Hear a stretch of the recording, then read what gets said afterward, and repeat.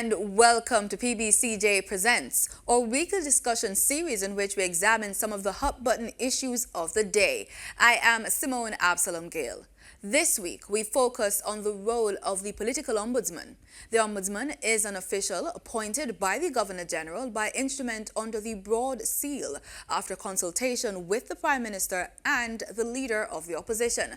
But do we know what the holder of that office does? How can they help us? What are some of the issues dealt with by that office? Here to share with us is the current holder, Mrs. Donna Parchment Brown, who is also joined by Legislative Counsel Unique Douglas. Madam Ombudsman, Unique, welcome. Thank you so much. All right, so the Political Ombudsman Interim Act sets out the mandate of the position. When was that office itself established? 2002. We're celebrating the 20th anniversary of the Act and of the office. So what was happening then? Why did they feel they had to establish an office for the Ombudsman? Jamaica has had a storied political past. There have been a number of challenges over the years. Everyone remembers the 1980s, and we know that we established a code of conduct for politics, and we kept reviewing that. This was done by politicians, civil society, and citizens.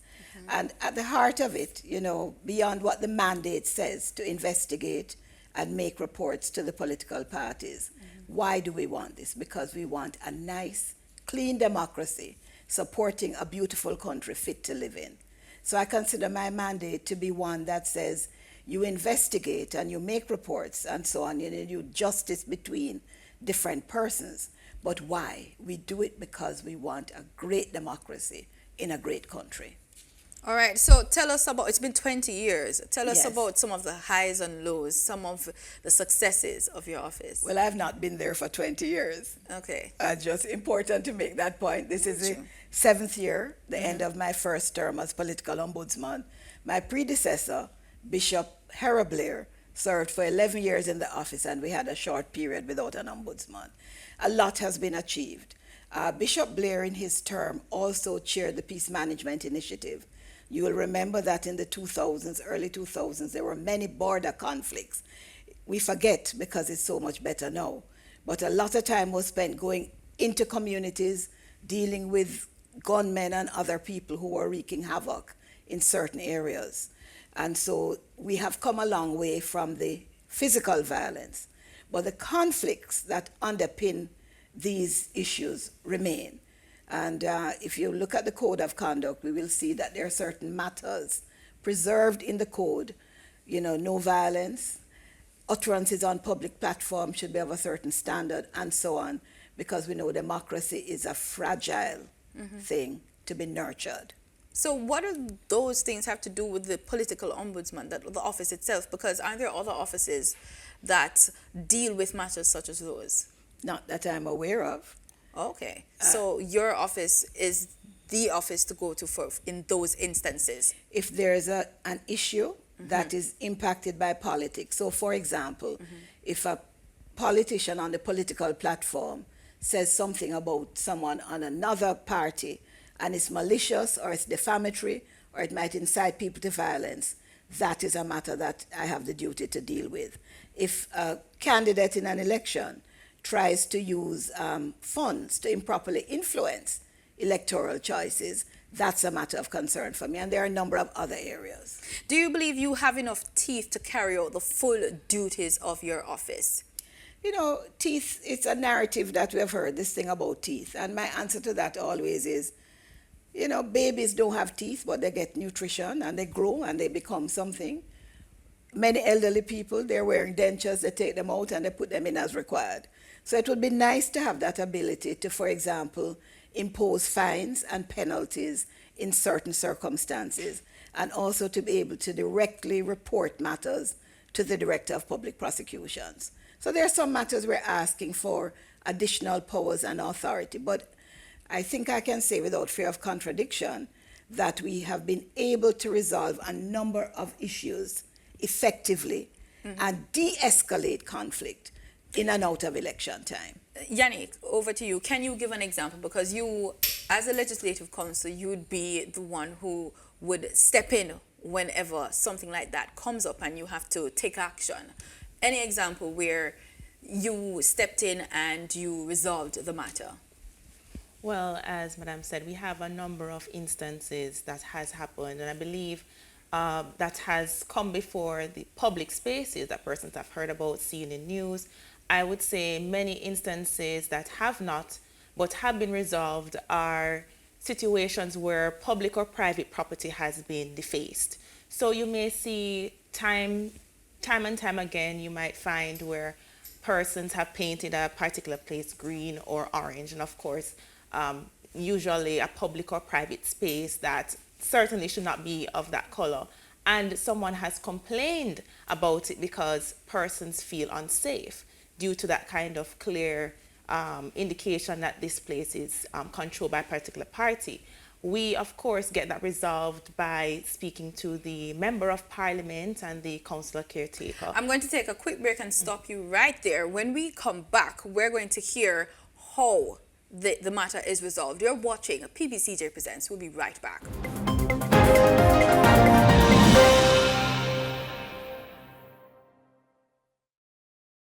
The following is brought to you by the Office of the Prime Minister. When your turn comes for the vaccine, please take the vaccine. It is absolutely important. For those who have hesitancy and fear, and all of that is legitimate, it's healthy. But I believe we have seen the vaccine at work. We know what the risks are. There are no risk-less activities in life. We urge you to participate in the national program and get vaccinated. The proceeding was brought to you by the Office of the Prime Minister.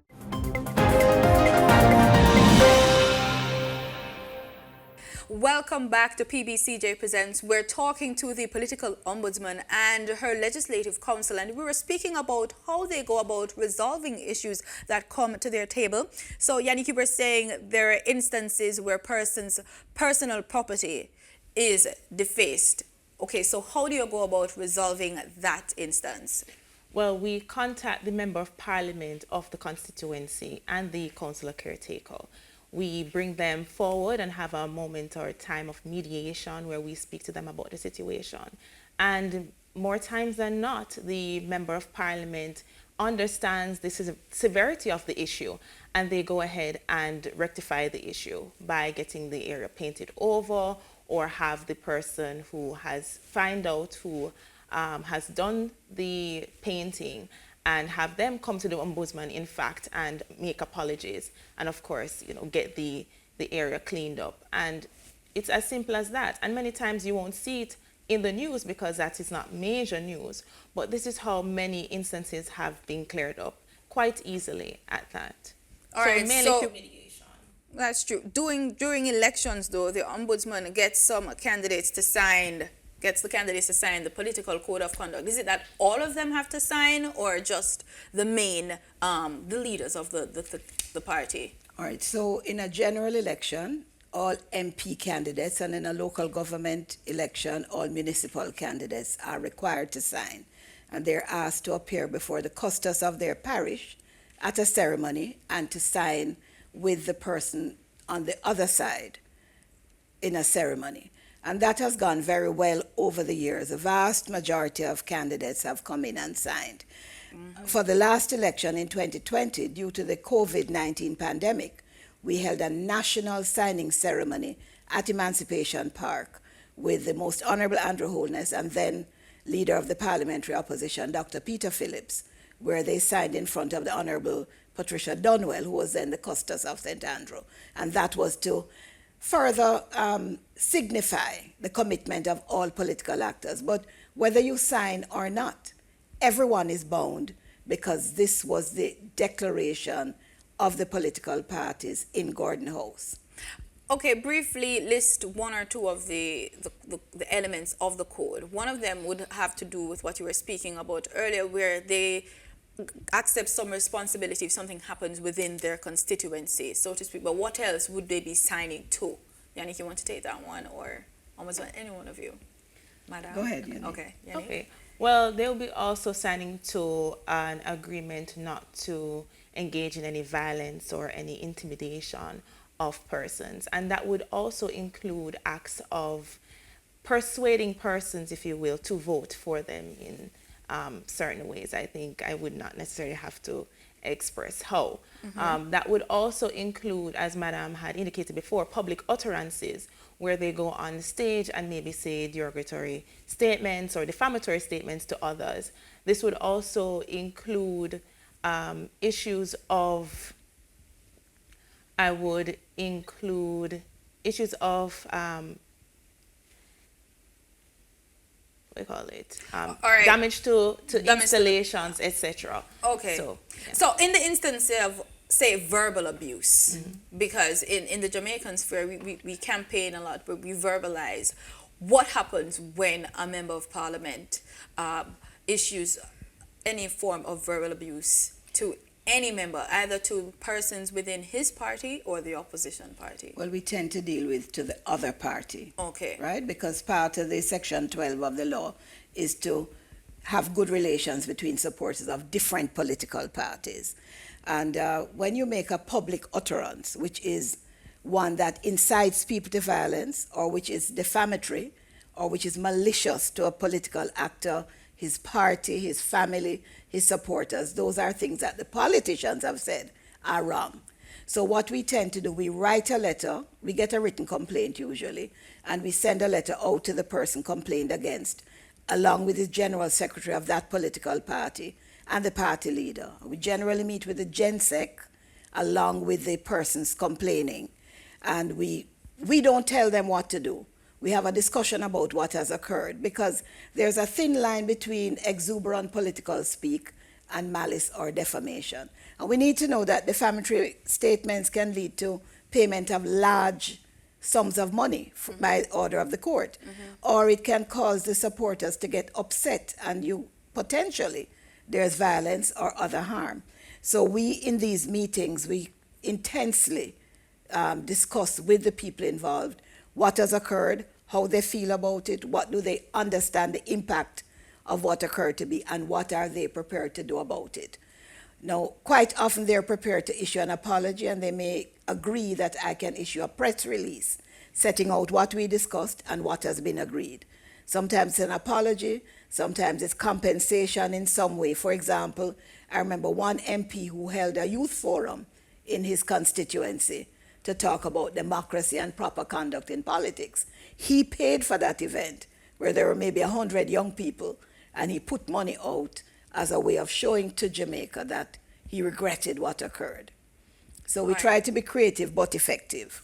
All right, we're going to take another break. When we get back, we're going to be talking more about the duties of your office and some of the activities that you're doing now this year. Stay with us. PBCJ Presents. We'll be right back.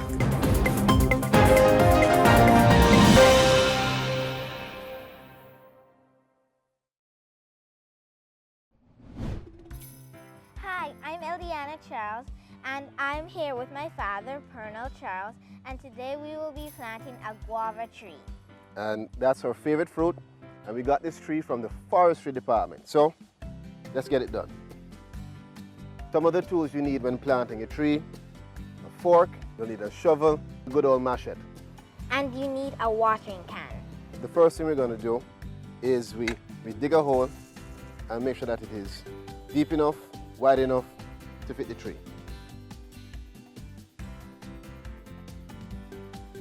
And we're going to keep, of course, our soil so we can backfill the hole.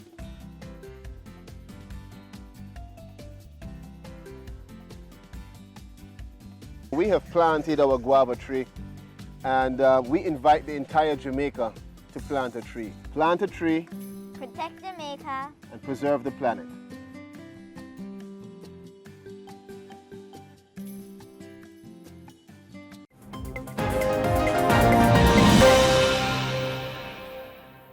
Welcome back to PBCJ Presents. We're speaking with the political ombudsman and her legal counsel. Now, the UN resident coordinator, Gary Conill, says a critical component of democracy is the participation of citizens. Do you think we have a high level of participation of our citizens? Because if they are not engaged, then that's going to affect a part of your duty in keeping our two political factions, so to speak, towing the line. we are concerned at the level of democratic engagement and civic engagement in Jamaica. And this is not a local problem, actually.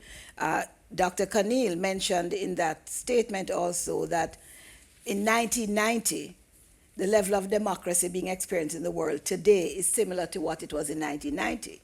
You would expect it to be far more, and that less than 50% of the global population practices democracy. So we're concerned in Jamaica, where you have an election, and we have been seeing declining participation in elections, 37% in the last general election, and less than that in the last local government election. We think it's very important that we, Jamaicans, as the owner for the yard, assert our ownership and take responsibility for what goes on here. And so in the work we're doing, we're speaking not only to what we expect of politicians, but how we can improve civic disposition, civic participation, and therefore have people care about things like good governance and the rule of law, and be able to be neutral in talking about issues so we can have good policies. In the Parliament, we want to see good, respectful relationships that allows people to make good policy and pass good laws for the benefit of Jamaica, rather than have a situation where we, the people, force the politicians to always be sitting on a partisan line, not to the benefit of the country. That's true, that's true. I note that you had a conference this week under the theme Engaged Citizens, Good Governance and the Rule of Law, Key Pillars of Democracy. Was that a part of the reasonings behind having this conference? Yes.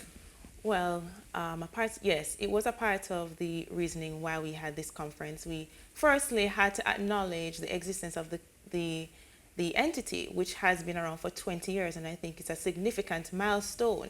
But it also tells us that we still have a long way to go. Jamaica's politics is not necessarily where we hope it to be. And in order for that to change, we need further engagement from the general public. In that same conference that we had a presenter or panelist called Miss Jeanette Calder. And in her presentation, she reminded us that as Jamaicans, we are the persons who put these politicians in these positions. Think of an election, if you will, as a job fair, and you elect this person to hold this office on your behalf. So if we remind Jamaicans of that, we should therefore remind them that they're the ones who have the power. And that is why we need more engagement from Jamaicans. Jamaicans have to understand that as citizens, we are the ones that require our politicians to do something. And if we step back and not give them direction, then certainly we're not going to get what we need from them. And do you think the Ombudsman, let's play devil's advocate a little bit here, is the person that will help to keep them on track? You think it's still relevant for that office to be around to do that? No, because some people might say that since the 1970s and 80s, we have developed into a more mature democracy, one of the longest running democracies in the Western Hemisphere. So is it still relevant in that instance? Certainly it is still relevant. I would say violence is not the only issue that we have when it comes to political conduct. We have certainly seen some ethical violations from our own members of parliament, and there is clearly unrest still that lies within the Jamaican society.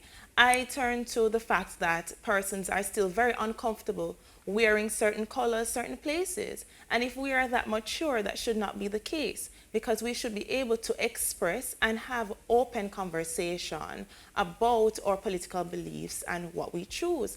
So due to the fact that this fear still remains, I think there is far more work to be done in relation to our democracy. And the political ombudsman is here to help that to grow. I don't think that this is time enough, that time enough has passed where a political ombudsman can be said goodbye to, if you understand what I mean. Maybe if I may add to that, institutions are important. Institutions are the framework upon which decent countries are built. And so changes happen and institutions may have to change, but if we don't have them, that's when we realize we have a problem. A recent poll in Jamaica said that only 1 in talking about our progress since the last 60 years, people felt that in terms of political maturity, only 1% flagged that as progress. 1 out of 100. So the public doesn't believe that we're at a point of political maturity, although I do think we have made a lot of progress. But also, in the conference, we had Catherine Stone, who is the Commissioner of Standards for the UK House of Commons. Now, they didn't have a standards commissioner because of violence, but a standards commissioner because it's important that there is a neutral entity to whom people can turn for a fair response when issues arise in political conduct. And I mean, every country needs to have ethical and legal standards and somebody responsible for that. I would imagine that that was very useful with what has happened now with their Prime Minister stepping down. I would imagine that her office was involved in ensuring that the situation remained cool, calm, and neutral, so to speak. Well, her interventions over the years, as she reported, there have been a number of matters of corruption, as we have had in Jamaica, breaches of their COVID-19 rules, as we have had in Jamaica, and a number of other issues where she has used her office to good effect. And I'd like to believe we have also used our office to good effect. I mean, maybe just one example related to elections. We met with the 4 political parties before the 2020 elections and worked with them to create guidelines for the conduct of the campaign in the COVID environment. Fair enough, fair enough. So do you think that this model should be replicated because it's been so useful? So do you think that this model, this office, should be replicated throughout the Caribbean? I think, and beyond. Indeed, the OAS, who were the election observers in 2016 for national elections, in their report, they highlighted the Office of the Political Ombudsman in Jamaica, and they described it as a best practice which should be copied elsewhere in the world. And in the last few years, we have worked a lot with the Commonwealth Secretariat on a number of matters, including the review we did of the 2020 election campaign, as well as with the International Foundation for Electoral Systems, which works in many, many countries across the globe. You know, the Commonwealth has 54 members. And all these institutions have looked at the Political Ombudsman Commission and commended the government and people of Jamaica for such an institution. So we can expect in the future you going around and, helping your Caribbean neighbors to set up their own office of political ombudsman or whatever name they would like to attach to that. We would certainly like to share what we have done here and to look at what their particular issues are and to see how it could be framed to best fit any country that has an interest in helping politicians be more accountable to the citizenry and yet be able to do it with courtesy, with respect, but with boldness. That's true. Now, the conference comes weeks after you published a book called, tell me the book. Jamaica Strong and Free, a yes, civic education handbook. Yes, I have it right here. So tell us about the book, Yannick. Well, Jamaica Strong and Free came out of some recommendations that we had when we had our initial conference. It was the review of the 2020 general election campaign. And our participants in that are participants from academia, civil society, Jamaican constabulary force, liaison officers, all of which came together and said that we need to do more in terms of educating and bringing forth more engagement from our citizens. And so through that, we looked to the best way possible and felt that a handbook of this nature would be the way to go. So this handbook really looks into certain specific areas of civic education. We looked at civic responsibility, we looked at parliament, we looked at our national symbols and our pledge.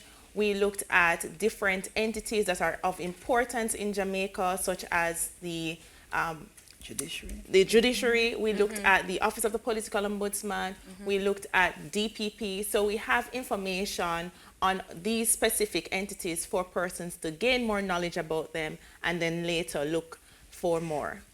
Ombudsman, the response. How has it been? Tremendous. The response to this book. Tremendous. As you can see, just looking at the cover, it is very appealing. Heather Kong-Smith, who was our graphic artist, and Lena Buckle-Scott, who was the author, are just absolutely awesome. And Pear Tree Press did the publication. It's on our website where you can just flip the pages to read.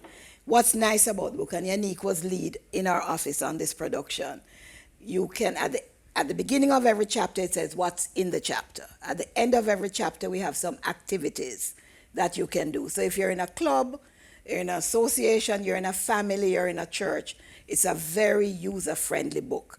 It has find word puzzles, it has cartoon. You know, it's just a magnificent way to engage with our reality as Jamaican citizens and share information. Wow. And in it, it has a nice table showing a brief history of Jamaica's politics, and it goes through a lovely picture. It has pictures, it has little dates that I think everybody should remember regarding our political history. Yeah. So it's very engaging, so to speak. What's the age group? We're looking to connect with persons aged 15 to 30, really trying to capture that age group that did not have any formal civic education. I myself fall within that age group, and I can certainly say that we did not have civics in schools. Where can I find it? You can find it on our website at officeofthepoliticalombudsman.gov.jm, that's opo.gov.jm, and we also have a QR code attached that at the back of the book that you can get, and it connects you online with it there. I think I need to add this Quickly. thing. The book is free, so you can download it for free. But we also have the material at Pear Tree Press. So let's say you're in a school or club or church and you want 100 copies. Go to Pear Tree Press. You have to pay to get Pear Tree Press to print it, but it's free of cost from us. Okay. So feel free, everyone. Yes, yes. All right, so you've been watching PBCJ Present. This week we focused on the Office of the Political Ombudsman. Thanks to Mrs. Donna Parchment Brown and Miss Yannick Douglas for sharing with us. This has been PBCJ Presents. I am Simone Absalom Gale. Pleasant viewing.